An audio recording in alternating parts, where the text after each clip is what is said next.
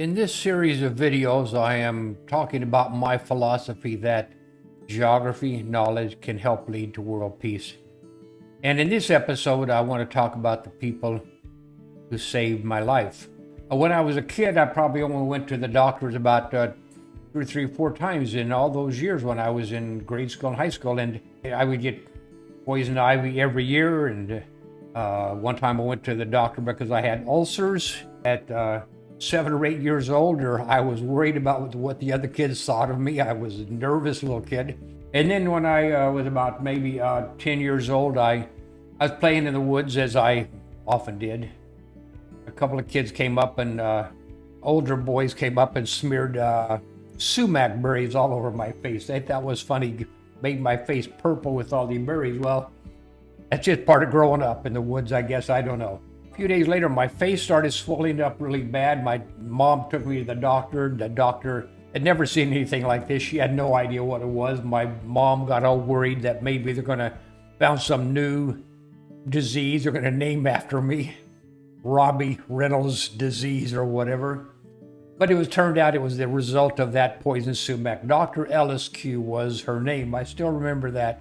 And I had to go in and get shots every week. But going to the hospital, the doctors are very rare in those years. But as you get older, your grandparents know this. You don't just go to the doctor about once every 3 or 4 years. You have every 6 months or more you're in. And the other thing about doctors when you're getting older, at least in this part of the country, in Arizona, in the retirement communities, many of the doctors and nurses and the medical people are from countries other than the United States. And I got a quadruple bypass from a doctor in India. The lady that gave me the EKG was from Uganda. The receptionist was from Mexico. And when I got into the hospital for a different procedure, it kind of all relates together. One of the, rehab people or whatever, she was born and raised in the United States. And I had all these maps on the bed with me where I was working on geography because, of course, that's what I do.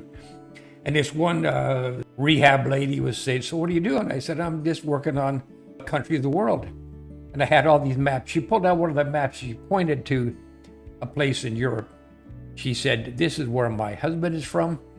I'm going on vacation there in a couple weeks." So I said, "You're going to Poland?"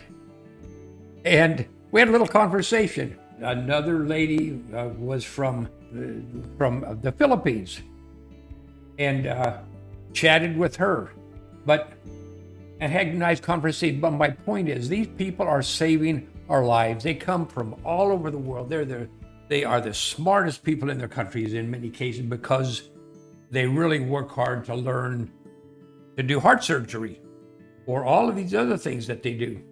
And when I have a conversation about them, with them, and I ask them where they're from, we have a little conversation. And it's not like I expect them to give me any better medical treatment because I know where they're from, or because I'm respectful of their countries, or where their parents were from, or where their grandparents might be buried. It's not that at all. It's just that it makes them feel good when I show them respect, and it actually makes me feel good when I can do that with people.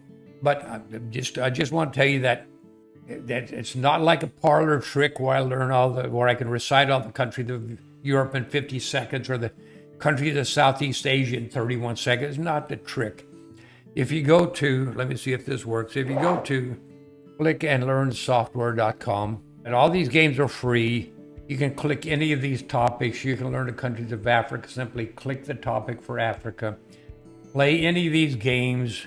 Seriously, in about 2 evenings, 6 hours or so, you can learn the names and locations of the countries of Africa. A friend of mine actually made a video last week. A friend of mine from New Jersey actually learned the countries of Africa in 90 minutes so well he could score 100% on the map, the test mode part of this system.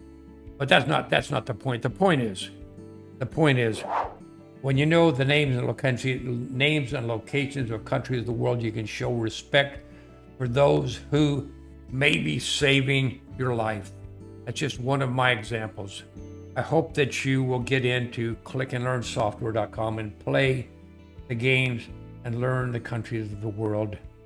Because if enough of us, if you and others will learn the names and locations of countries of the world, you can have respectful conversations. It's not like you're going to be the best friends, and not like you're going to go out and take them out to a movie, dinner, and all those other things. But you can at least show respect. It only takes 2 minutes to be nice to somebody. Have a little short conversation and show them that you care.